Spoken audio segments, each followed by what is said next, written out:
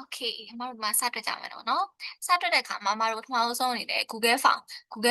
data ကောက်ထားတဲ့ဟာအဲ့ data ကောက်ထားတဲ့ဟာကို Excel မှာရေးသွင်းရမယ်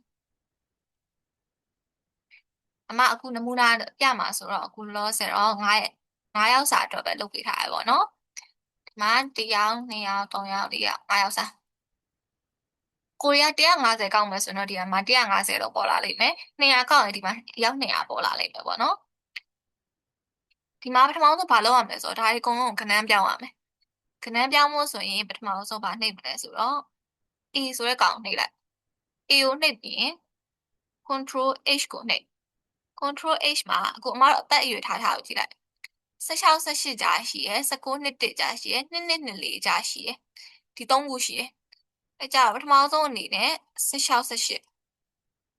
အဲ့ဒါကို copy လုပ်ပြီးရင် file word ထဲမှာထည့်အကောင်ကိုနံပါတ်1လို့ထားပြီးရင် replace all နှိပ်19နှစ်1ရှိမယ် copy လုပ်ဒီထဲထည့်နံပါတ်2လို့ထားပြီးရင်22 24ရှိမယ် copy လုပ်နံပါတ်3လို့ထား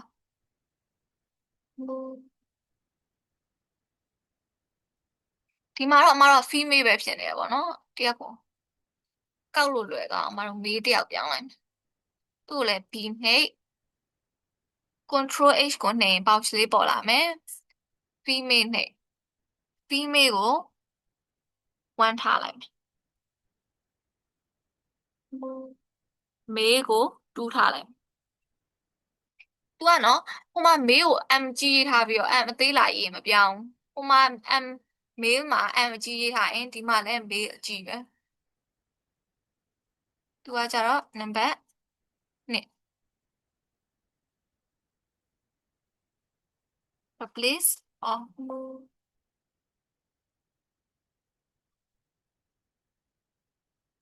marital status ကအမအကြောင်းမှာကောက်တာဆိုတော့အကုန်လုံးက single တွေကြီးပဲ control H နဲ့အတူတူပဲဒီကောင်လဲ single ကို1ထား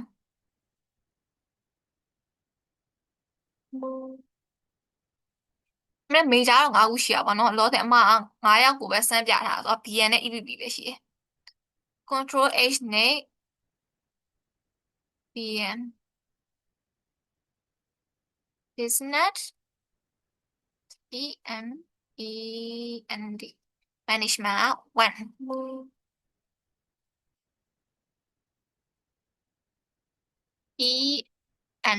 ENGLISH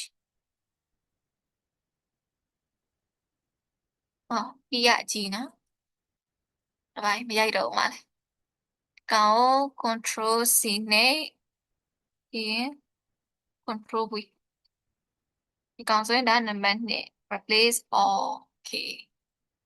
အမှန်တကယ်ဒီ academic year မှာလည်း first year ကနေပြီးတော့တာ year တိရှိရဲ့ final year တိရှိရောင်းလို့ဒီမှာကြောင့်အမကဟို9ယောက်စာပဲဆိုတော့ first year နဲ့ final ပဲရှိတယ်ကဲဒါလည်းနဲ့ control H ပါပြီဒါဆိုတော့လောတဲ့နှစ်ခုပဲရေးလိုက်မယ်နော်စမ်းတက်ပြဆိုတော့ first year 1ထားကိုက4ခုရှိရဆိုတော့ first year 1 second year 2 third year 3 fourth year 4ဖြစ်ရမှာဒီမှာတော့မှနှစ်ခုလည်းရှိလို့အကုန်လုံး1နဲ့2ပဲထားလိုက်မယ် first year 2 first year 1 final year ကို2ထားလိုက်မယ်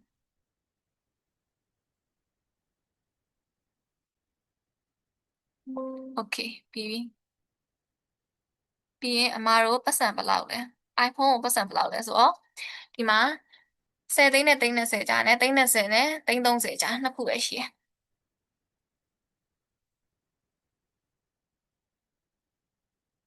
control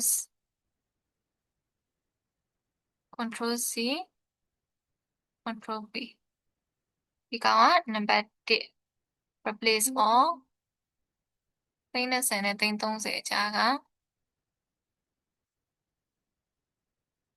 နံပါတ်2ပြီးပါတယ်ဒါတွေအကုန်လုံးက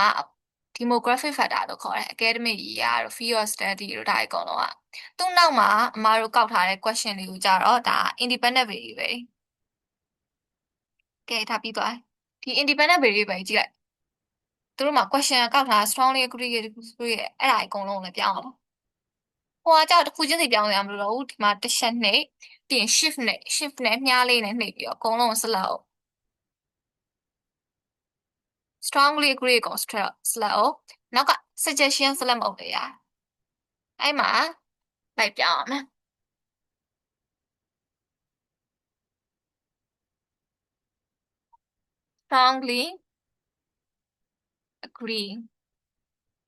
strongly agree က 5 5 4 3 2 1เนาะ strongly agree 5 agree 4 neutral 3 disagree 4 strongly disagree က 5 strongly agree 5ဒါပေမဲ့အမတွေမှာတော့ဒါ9ယောက်ထဲဆိုအစုံတော့မရှိဘူးထင်တယ်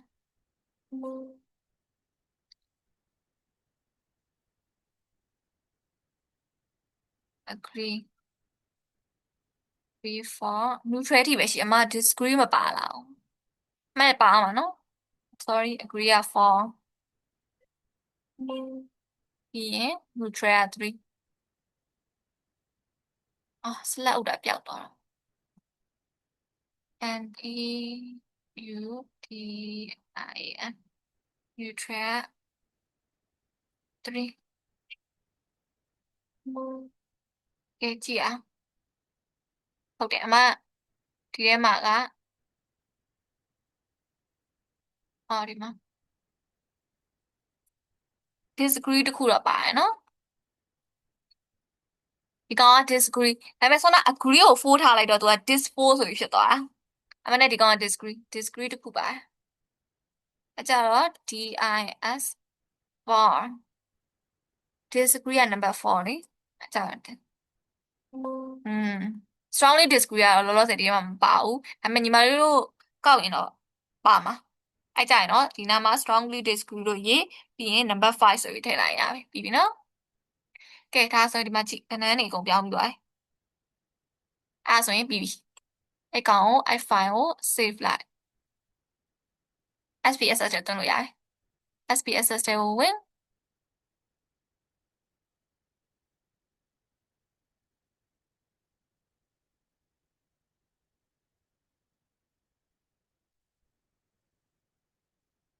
ဖိုင်ကိုသွား import data မှာ Excel ကိုရွေး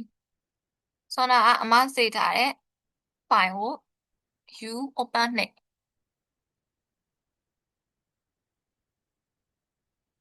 โอเคနဲ့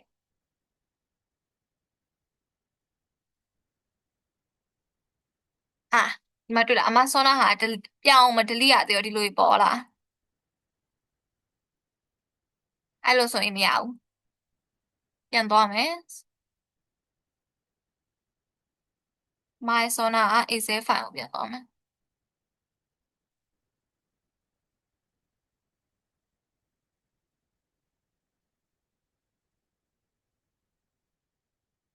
ကောင်းဒီအောက်ကပြောင်းမှာအမပြောင်းမ delete ရသေးလို့ညီမလေးတို့ကြိုင်မလို့နော်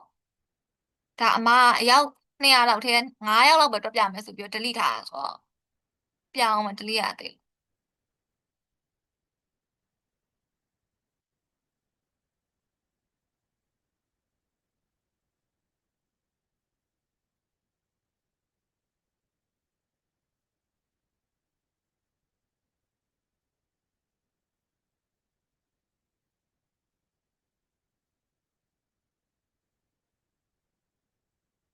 ဒါမှတော့ပြန်သွားမယ်ကဲ SPS တက်ပြန်ဝင်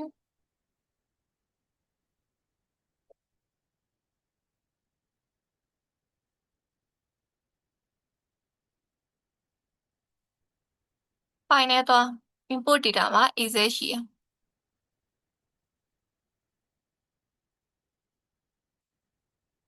ပတ်နဲ့အဲ့ဆိုရင် okay ကဲတွေ့လားရောက်လာပြီဒီမှာအကုန်စစ်လိုက်ကဏ္ဍနေကြီးပဲဖြစ်သွားပြီဒီကောင်ကကြတော့ဒါ suggestion ပေါ့နော်ဒီ suggestion ကကြောက်ဒီမှာမလိုသေးဘူးဒီ suggestion ကအမတို့နောက်ဆုံး chapter 5ရေးတဲ့အခါမှာထည့်ရေးရဆိုတော့လေဒီမှာသတိထားမှာမြန်မာလိုဆိုရင် SPS ထဲမှာမြန်မာလိုမပေါ်ဘူးเนาะသူကတုံးတုံးတုံးလေးပေါ်သွားကိုကအင်္ဂလိပ်လိုပေါ်ကျင်တယ်ဆိုတော့မြန်မာကိုအင်္ဂလိပ်လိုပြန် translate လုပ်ရမယ်ကဲဒီမှာ variable view ကိုကြည့်မယ်ဒီ variable view ကိုဆီယာမကတော့အမတို့ဆီယာမကတော့ဒါကိုပြောင်းတာကိုပို့ကြိုက်တယ်ပေါ့နော်ဒီ ဒီ age ဆိုရင်လည်းပဲဒီရှေ့ကဟာလေးဒီလို delete ပြီးတော့ age အမကတော့မပြောင်းဘူးပေါ့နော်ဒါတော့လောလောဆယ်ပြောင်းပြလိုက် gender ဆိုရင် तू ကလှအောင်လို့ပြောမှာဆိုအမကတော့လှုပ်ရှုပ်လို့မလုပ်ဘူးပေါ့နော်ပြီးတော့ study မှာ academic year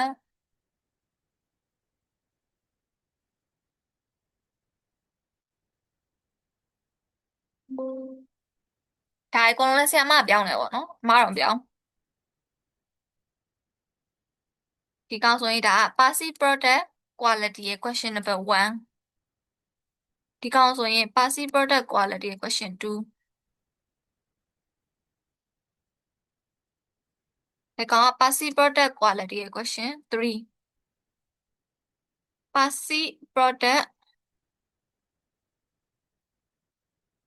passive product quality ရဲ့ question 4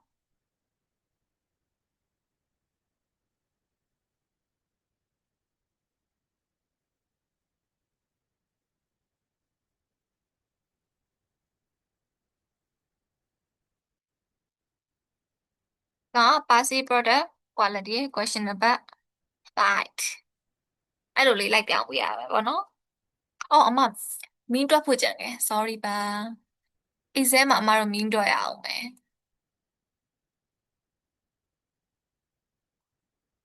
ီမှာဘက်တစ်ခါလေးပြောင်းလိုက်တော့ပို့လွယ်ရယ်နော်ဒီမှာဒါဆိုရင်ဒီကောင်က PP2 1ဒါ PP2 2ဒါ passive product quality ဒီကောင်က3ဒီကောင်က passive product quality 4ဒါ passive quality 5ဘာလို့ဆိုတော့ဒီမှာကြည့် passive product quality ပြီးတော့ဘယ်ရောက်သွား customer expectation ရောက်သွားပြီဒီနှစ်ခုရဲ့ကြားထဲမှာ file တစ်ခုထိုးတယ် column တစ်ခုထည့်ပြီးတော့မှဒီကောင်က total ဒီ PP2 ရဲ့ passive product quality ရဲ့ total ဒီမှာတစ်ခါလေး name ပြောင်းရင် SPS ဆက်တယ်မှာပြောင်းနေရမလို့တော့ဒီမှာဆို basic customer expectation 2 3 4 5မေကို5ခုအဲ့5ခုပြင်ဖယ်ရောက်သွား customer expectation နဲ့ satisfaction ရောက်သွားပြီအဲ့နှစ်ခုရဲ့ကြားထဲမှာ column တစ်ခုထည့်ဒီကောင်က basic customer expectation ရဲ့ total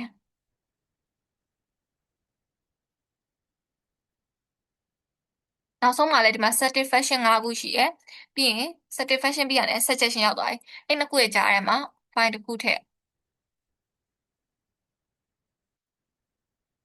အဲ့ဒါက satisfaction customer satisfaction ရဲ့ total ဒီမှာ mean ဘယ်လိုတွက်ရလဲဗျာအဲ့ total လို့ရေးထားတဲ့ file ကြားထဲမှာ mean တွက်ရမယ်အဲ့တစ်ခွက်ကိုနှိပ်လိုက်နှိပ်ပြီး equal to average ပြီးရင် comma လေးအသေးတစ်ခုလုပ်လိုက်ပြီးရင်ဒီဘက်ကဟာကိုတစ်ခေါက်နှိပ် shift ကိုနှိပ်တာ shift နှိပ်ပြီးွားရင်မြားလေးနဲ့ question 5ခုသွား2ခေါက်3ခေါက်4ခေါက်5ခေါက် question 5ခုအဲ့5ခုကဟုတ်လားပြန်ရေးဒီမှာ question တစ်ခု passive product quality question 1 2 3 4 5အဲ့ဒါပြီးသွားရင် enter ခေါက်လိုက်တွေ့လားဒါမင်းတွက်ထားရတာပဲမင်းတွက်ထားရဆိုတာဒါအမားကတော့နဲလို့ပေါ့နော်နဲလို့စစ်ကြည့်လို့ရတယ်ဒီမှာကြည့်ဒီမှာ4လေ4နဲ့4နဲ့ပေါင်းတော့8ဒီကောင်လဲ4ပဲဒီကောင်လဲ4ပဲ4ပဲ4 5ခုဆိုတော့4 5 20လေအဲ့4 5ခု20ကိုနောက်ထပ်9နဲ့စားတော့9 4 4 20ဆိုပြီးအဲ့ဒါမီးပဲ4စုစုပေါင်းကိုသူ့ရဲ့အရေးအတွက်နဲ့စားလိုက်တာအဲ့ကောင်မီးဒီကောင်လည်းအတူတူပဲ equal to average ပြင်ကွင်းစာအသေးလေးပြင်ရှေ့ကတစ်ခွက်ကိုနှိပ် shift ကိုနှိပ်တက်တော့တယ်အမြားနဲ့အဲ့မေးခွန်း5ခုအစလက်အောင်မနော် PP2 total မပါဘူးသူရှေ့ဟာပြီးရင် enter ခ UI total ဟာလည်းရပြီနောက်ဆုံးတစ်ခုဖြစ်တဲ့ satisfaction equal to average ပြင်ကွင်းစာအသေးလေးကွက်နှိပ်ပြီးငါမပြန်စစ်5ခုပြည့်တာ1 2 3 4 5အဲ့တော့ enter ခရပြီဒါမှစေရမှာဒီကောင်မှ SPS တက်တော့လို့ရမှာ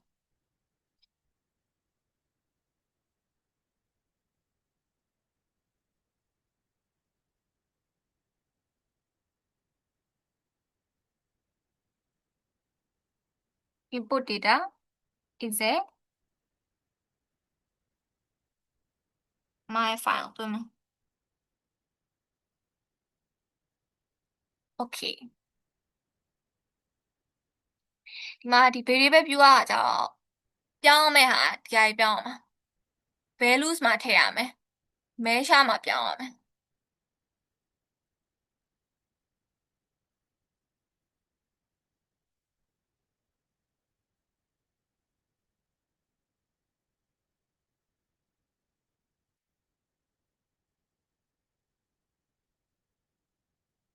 values မှာဘယ်လိုပြောင်းအောင်လဲဆိုတော့ဒီမှာကြည့်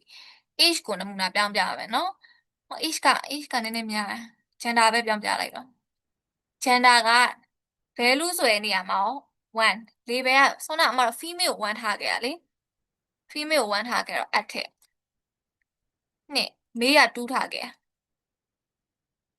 at okay age ကကြတော့အမတို့နံပါတ်1က16နဲ့18ကြာကိုတစ်ထားခဲ့တာနှစ်က19နဲ့နှစ်ကြာကိုနှစ်3က3နဲ့4ကြာကိုထားခဲ့ okay marital status ကမမ single ပဲရှိတော့အကုန်လုံး single okay ပြီးတော့ study အမပြောပါတယ်နှစ်ခုပဲထားခဲ့ရမှာတို့ BN တစ်ခုနဲ့ EPP တစ်ခုနဲ့နှစ်က EPP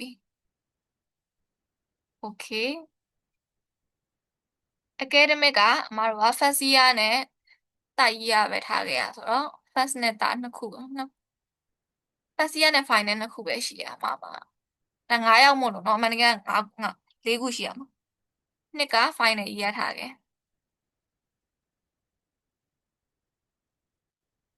ဒီကောင်ကနံပါတ်1က10သိန်းနဲ့30ကြာနှစ်က30နဲ့30ကြာဒါအပြည့်ရေးရမှာเนาะအမအလွယ်ပဲရေးလိုက်တာတကယ်ရင်သိချာရေးပြရမှာနောက်တစ်ခုက30နဲ့30အဘတ်เนาะ30 and a bit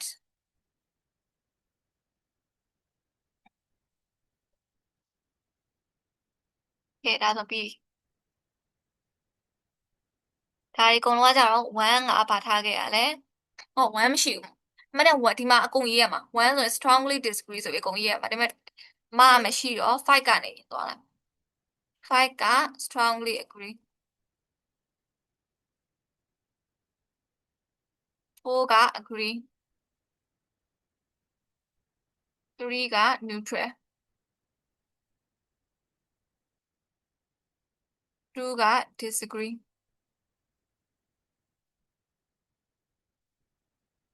အမှန်က1 strongly disagree ကထည့်ကိုထည့်ရမှာအမကတော့မရှိဘူးပေါ့နော်9ယောက်ထည့်မလို့ okay ဒါကကြတော့ဒီကောင် copy လုပ်လိုက် literature လောက် copy ထုတ်ပြီးဒီကောင် shift နှိပ်ပြီးတော့အောက်ကဟာအကုန်လုံးတစ်ခုချင်းစီပြီးရင်းနဲ့တော့ control V ဆိုရအဲ့ဆိုရင်ပြီးသွားတယ်ဒီကဏ္ဍသိတဲ့နေရာကြတော့ scale အမတို့ဒီမှာ3ခုရှိရလေသူက ordinal nominal ဆိုပြီးတော့လာတယ်အစင်းလိုက်သွားတဲ့ ordinal ကကြတော့ age က ordinal age ကအသက်က16ဆို17လို့အစင်းလိုက်သွားတာပြီးရင်အမတို့ academic year ကလည်း ordinal ပဲသူကအစင်းလိုက်သွားအောင်မလို့ဒီကောင်ကိုမသိရင်အမတို့Google တို့ဘာလို့မှတွားချလိုက်လို့ရတယ်နော် age က measure ထဲမှာဆို ordinal လား scale လား nominal လားဆိုအဲ့ဒါဆိုသူပြောပြလိမ့်မယ်ကဲဒါပြီးရင်တော့စတွက်လို့ရပြီ analyze သွားအရင်ဆုံး reliability စစ်မယ် scale ကိုသွား scale မှာ reliability analysis ကိုနှိပ်ပြီးရင်ဒီကဘာကိုနှိပ်မလဲဆိုတော့အမတို့ total တွက်ထားတဲ့ဟာနှိပ်မယ် PPQ total ရယ် PCE total ရယ် customer satisfaction total statistic ကိုသွား statistic မှာအမတို့ကဘာကိုလိုချင်တာလဲဆိုရင်မသိရင်အကုန်နှိပ်လေရအကုန်တွက်ထွက်လာမှာပေါ့နော် correlation စစ်တာလည်းထွက်လာမယ်ကျန်တာထွက်တာလည်းစစ်လာမှာပေါ့နော်ဆရာမကတော့ဒီကောင်ကိုမဖြစ်မနေထည့်လို့ပြောတယ် chi square ကိုဒီနေ့ထည့် means လို့ချင်း means ကိုနှိပ် continue ပြီးရင် okay ဒါဆိုဒီမှာကြည့်ထွက်လိုက်အမတို့ဒီမှာ data ကောက်ထားတာဘယ်နှစ်ယောက်လဲ9ယောက်ကောက်ထားတယ် total 9ယောက်ဒီမှာကြည့် Chromebase Alpha ကဒီမှာကြည့်သူကအခုမဟာကြောင့်အမ9ယောက်ထဲဆို0.662ပဲရတယ်နော်အမနဲ့0.7ကျော်မှာကောင်းတာ0. ဒီကောင်ကဒီ Chromebase Alpha က688မဟုတ်ပဲနဲ့0.7ကျော်ရင်ကောင်းတယ်သူကဘယ်လိုလဲဆိုတော့ data ကကွယ်လူဦးရေနည်းကြတော့သူက reliable သိမဖြစ်တော့ဒီကောင်ကနည်းတယ်လူကြီးအဲ့လိုပေါ့များကောက်လေ200ကျော်အဲ့လို100ကျော်ကောက်လေဒီ Chromebase Alpha ပိုကောင်းလေပေါ့နော်ပိုကြီးကောင်းလားဒါကြတော့ innovative ပဲဒီ innovative ပဲကကြောင့် master သမားတွေပါထည့်တွက်ထားတာတွေ့ရတယ်ပေါ့နော်ဒီကအဲ့လိုဒီဇာတ်တွေအကုန်ထည့်ရှိတိုင်းနဲ့ဒီအကုန်လုံးထည့်တွက်ရမယ်လို့ဆိုတော့မဟုတ်ဘူးရှင်းနှစ်ကအမတွေရေးသွားတဲ့ဇာတ်တွေထဲမှာသူတို့ဘာတွေထည့်သုံးသွားလဲအဲ့ဒါလိုက်ကြည့်တက်ရင်ရတယ်ပြီးရင် reliability စစ်ပြီးရင် analyze သွား descriptive ကိုသွား frequency ကိုသွား frequency ဆိုတာအရေအတွက်ကိုပြောအရေအတွက်ကဘယ်ကောင်စစ်မှာလဲဆိုတော့ demographic factor ကိုပဲစစ်မှာဆောနာမေကွန်းနေ strongly agree ရေးထားတဲ့မေကွန်းမဟုတ်တဲ့ demographic factor 6ချက်ရှိရတယ်လားအမမ6ရှိ age တို့ gender တို့ marital status field ဆိုတဲ့ category อ่ะပတ်စံဘယ်လောက်လဲအဲ့ဒါကြီးထည့်ပြီး statistic ကိုသွားအမတို့ percentage ကိုလိုချင်တာမဟုတ်လို့ quaternions ကိုနှိပ် continue okay ကဲဒါဆိုထွက်လာဒီမှာကြည့်အသက်က9ယောက်ကောက်လာတာအသက်မှာ percentage နဲ့မှာတွက်လာပြီတွေ့လားဒီအမတို့ research မှာဘယ်ဟာထည့်သုံးလဲဆိုတော့ဒီကောင်ထည့်သုံးတယ်ဒီ age တို့ gender တို့ marital status တို့ထည့်သုံးတယ်အဲ့ကောင်ကဘယ်နှစ်ကွက်ကိုယူလဲဆိုဒီနှစ်ကွက်ကိုယူတာဒီ frequency နဲ့ percentage ကိုယူတာဒီမှာဆိုရင်16 18ကြာမှာ1ယောက်ရှိရယ်19နှစ်ကြာမှာ2ယောက်ရှိရယ်2 3 4ကြာမှာ2ယောက်ရှိရယ် percentage က20 40 40ရာခိုင်နှုန်းစုစုပေါင်း100ရာခိုင်နှုန်းရှိရယ် gender ကတော့လောလောဆယ်အမမှာ female ရွယ်ရှိတော့ female 100ပြီးတော့ study ရှိမယ် academic year ရှိမယ်ကဲဒါဆိုပြီးပြီ analyze တော့အခုအမတို့က frequency တွက်ပြီးဆိုတော့ discrete ကနေပဲ discrete ဆိုတဲ့ဟာကိုတွက်မယ်ဒီ discrete ကကြတော့ဒီ PPQ ရဲ့ရှေ့က5ချက်ကိုကြည့်ရအဲ့5ချက်ကိုထည့် option ထဲမှာကြည့်မတော့ minimum နဲ့ maximum မလိုဘူး mean နဲ့ standard deviation continue okay ဒီမှာတော့တွေ့လားဒီတုံးလေးဖြစ်နေတာမြန်မာလိုပြန်ထားလို့အဲကြောင့်ညီမတို့လုံးမယ်ဆိုရင်တော့အဲ့လိုမြန်မာဘာသာပြန်ထည့်မရရဘူးကောင်းတယ်ပါဆိုအင်္ဂလိပ်လိုဆိုအင်္ဂလိပ်လိုထွက်တယ်မြန်မာလိုကကြောင့် SPS ဆက်တမှာမပါတော့မထွက်ဘူးသူကတုံးနေဖြစ်သွားပြန် delete နေရမယ်ဒီမှာဆိုရင်သူ့ရဲ့ဒီ table လည်းသုံးတယ်နော်ဒီ mean တို့ဒီ standard deviation တို့သုံးတယ်ဒီမှာ 4.204 ဆိုတော့4တွေဆိုကောင်းတယ်ပေါ့နော်5မှာ4လောက်ရတယ်ဆိုကောင်းတယ်ဆိုတဲ့အဓိပ္ပာယ်ပဲ analyze note descriptive ကိုနှိပ်နောက်ထပ် descriptive ကိုပဲနှိပ် passive product တွက်ပြီးဆိုတော့နောက်ထပ်ဒီကောင်ကိုပြန်သွား PPQ တွက်ပြီးဆိုတော့ PC ကိုတွက်မှာ passive customer expectation တွက်မှာ option ကစောနာနှိပ်ပြီးသားဆိုတော့ထပ်နှိပ်စရာမလိုတော့ minimum maximum မလိုဘူး mean and standard deviation နေပဲ okay ဒီမှာဆိုလည်း4ကျော်4လေးဆိုကောင်းတယ်ဆို3ကျော်ရင်ကောင်းတယ်ပေါ့နော်ဒီ mean က analyze descriptive independent variable တွက်ပြီးဆိုတော့ dependent variable တွက်မှာဒီ5ချက်ကိုနှိပ် okay ဒါဆောနာနှိပ်ပြီးသားနှိပ်စရာမလို okay အဲ့မှာဇာတ်ထွက်လာမှာ4လေးမီးလေးဆိုကောင်းတယ်အကြတော့ပြန်ပြောမယ်နော်မောက်ပထမဆုံးတွက်တာက analyze မှာဟိုကတွက်တယ်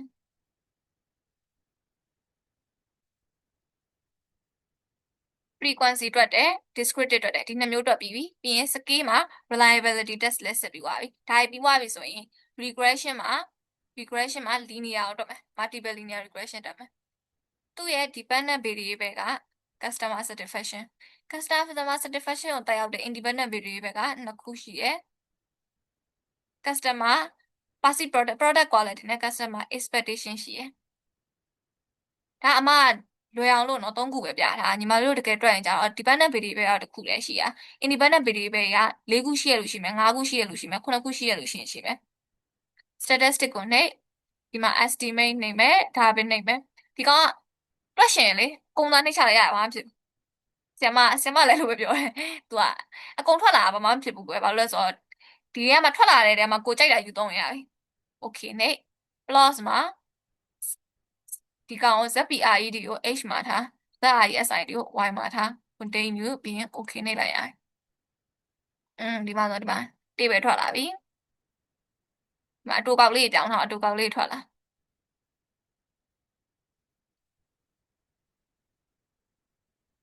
မှာကြည့်ဒီ coefficient တွေပဲကိုကြည့်ဒီ coefficient တွေပဲမှာ significant ဖြစ်တယ်ဒီ significant ကဒီ constant ဖြစ်တဲ့ customer satisfaction ပေါ့ကိုဒီနှစ်ချက်က significant ဖြစ်ပါတယ်ဆိုတဲ့ဟာပေါ့နော်ဒီကကြောင့်လောဆယ်အမဟာလေ blind ပဲသိမဖြစ်ဘူးဘာလို့9ယောက်တည်းဖြစ်နေလို့လေအယောက်20အယောက်200လောက်ဖြစ်သွားပြီဆိုရင်တော့ဒီ significant ကလေ 0.001 အောက်ငယ်တယ်ဆိုပြီးပါလာလိမ့်မယ်အဲ့ 0.01 အောက်ငယ်တဲ့ကောင်တွေကမှဘီတာတန်ဖိုးမှာအကြီးဆုံးကောင်ယူရမှာအကြီးဆုံးကောင်က